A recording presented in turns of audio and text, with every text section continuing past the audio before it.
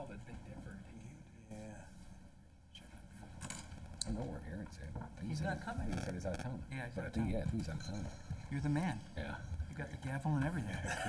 I do, yeah. All right, is everybody ready?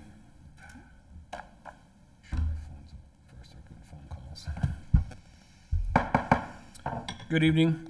I'm calling this meeting of the May 1st Zoning Board of Appeals meeting to order. The second item on the agenda is the Pledge of Allegiance.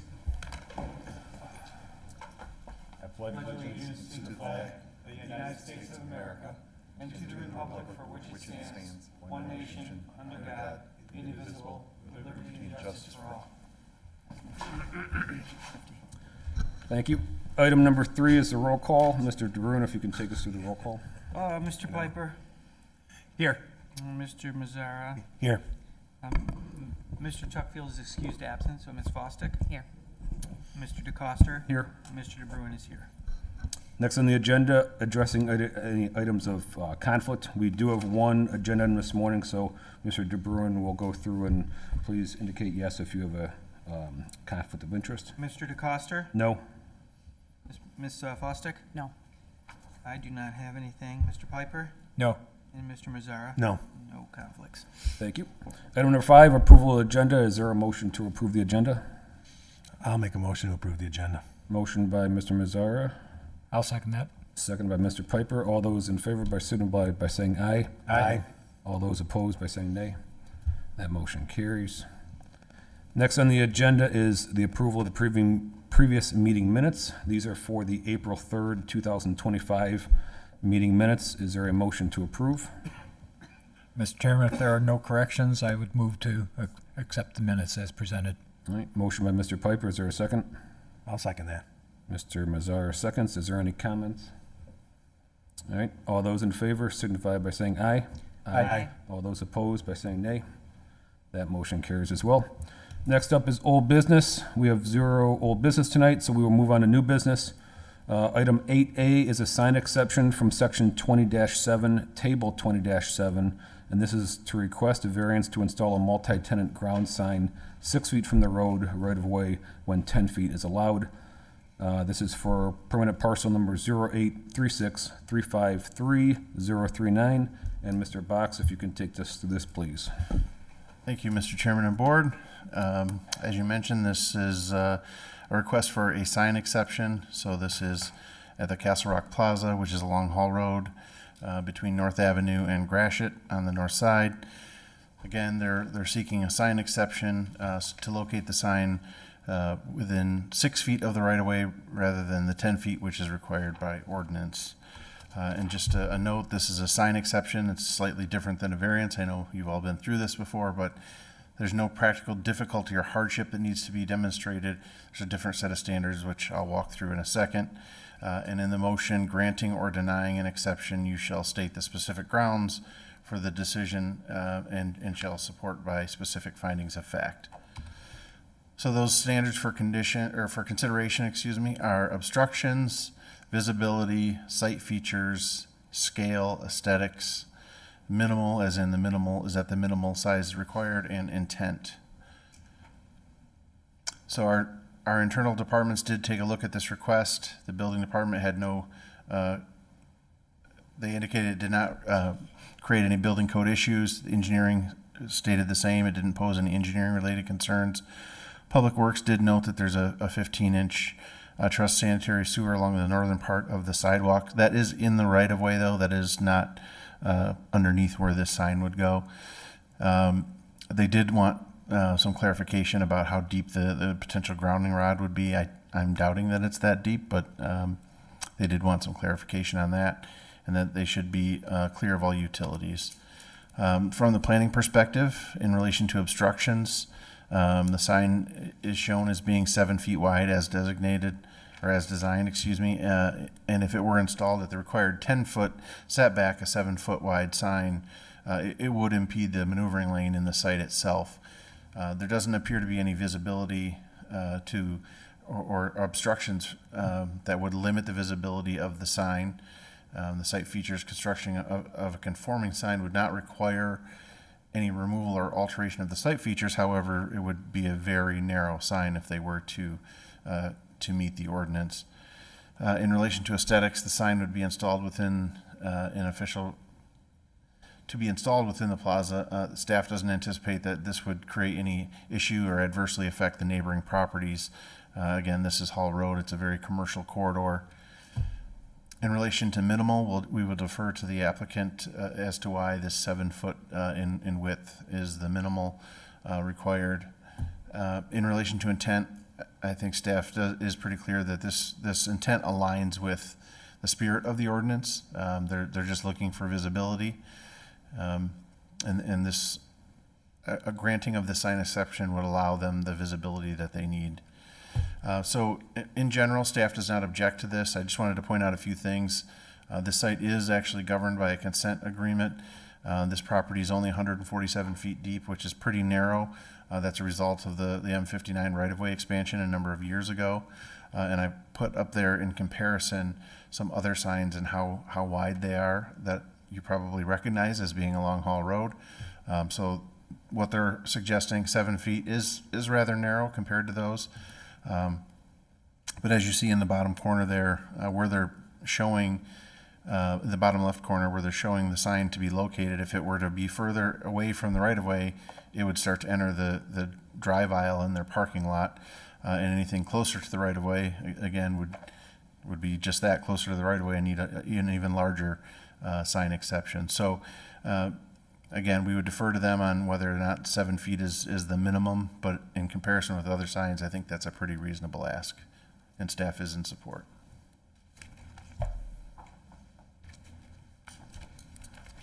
All right, is there any questions for the administration?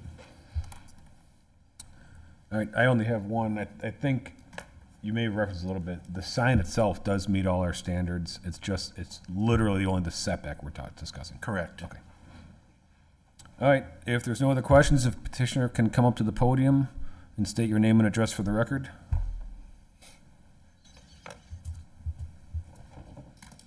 You can do it at the middle if you'd like, if you want to sit. My name's Donna Holke. I'm with Inner City Neon. Did you say address as well? Yes, please. 23920 Amber, Warren, Michigan, 48089. Thank you. So I think the only question was if that 7 foot is the minimum, and it pretty much is, because we want to make each tenant panel large enough so that you can see what tenant is there. So if we went it much thinner than that, it's gonna make everybody's lettering a lot smaller. So it's kind of like he said, we're trying to still keep our setback, but not make it too bad. Is there any other tenants? Is there just 3 tenants in that plaza? Yes, there's 2 currently, and there's still 1 vacant. The dental is not there, and now they're not going there, so, but the other 2 are there and open. So it sounds like what you're saying is this is the minimal setback that you feel is necessary to fit the necessary sign in place. Right. Okay. Commissioner DeBruin? This question might not be for you, it might be for Mr. Box, but this is an existing strip mall. Correct. And when it was designed and approved, it was approved with the amount of parking spaces that are currently in it. Correct. There was actually a parking calculation that was prescribed in their consent agreement, and they did meet that requirement. So any push into the parking lot would affect that as well? Correct. Thank you. And building on that a little bit, there's a lot of consent judgment language in here. Does this require any amendment to the consent judgment with regards to the site plan, or? This does not require any amendment to that. And you're right, there's the original consent, and I think there were 4 amendments or 5 amendments having to do with both the Dairy Queen next door, same owner, same consent agreement, changing the orientation. The Dairy Queen used to have a different orientation. But again, it all really goes back to the widening of M59, and it created a very narrow parcel there.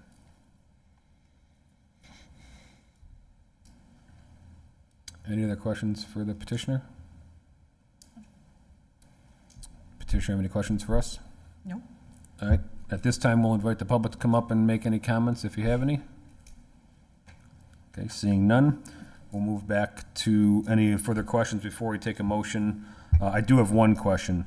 The agenda states a sign exception, then it states a request for variance, and the letter from Intercity Neon, I think it explicitly states a variance. It doesn't mention exception. I think in the application it said sign exception. I mean, frankly, I guess I would argue that, yes, the standards are different for a variance. I think they would meet those too. Yeah, I wouldn't disagree. I just want to make sure we're voting on the right, okay. So we're voting on a sign exception. Okay. Thank you. Any other comments from the board or motions?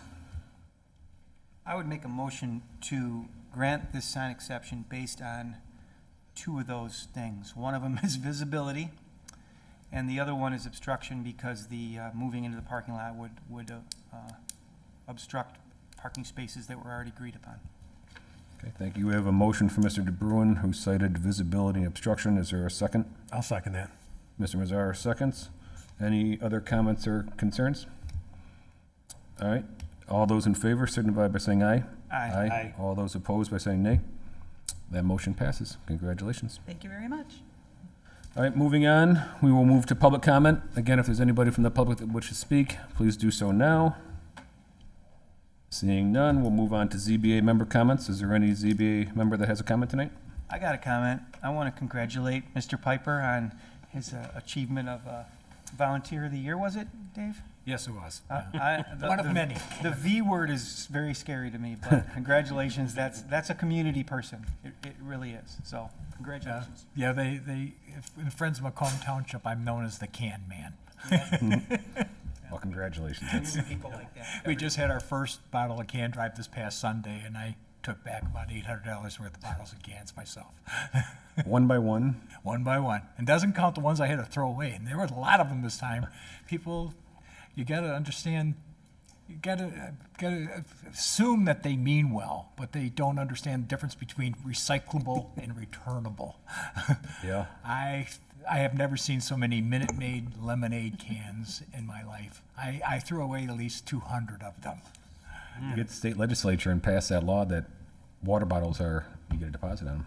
You can make some more money. Not yet. They Yeah, haven't. not passed that that yet, law. but Yeah.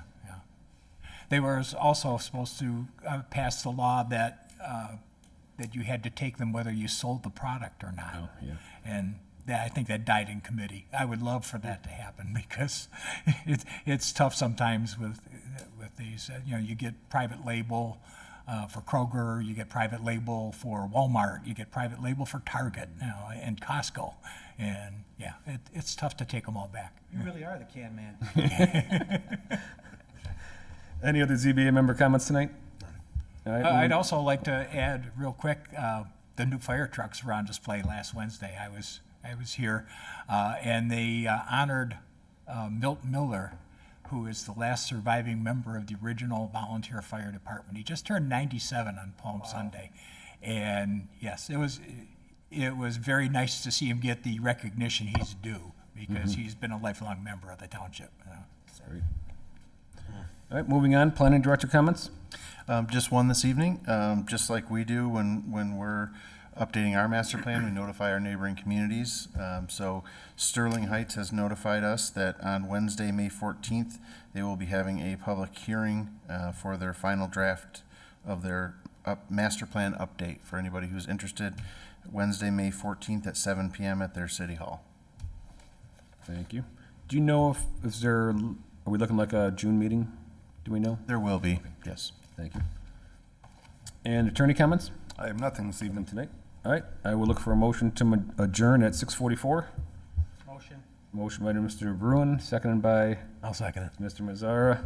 All those in favor? Aye. Aye. We are adjourned. If it's him in Roseville, you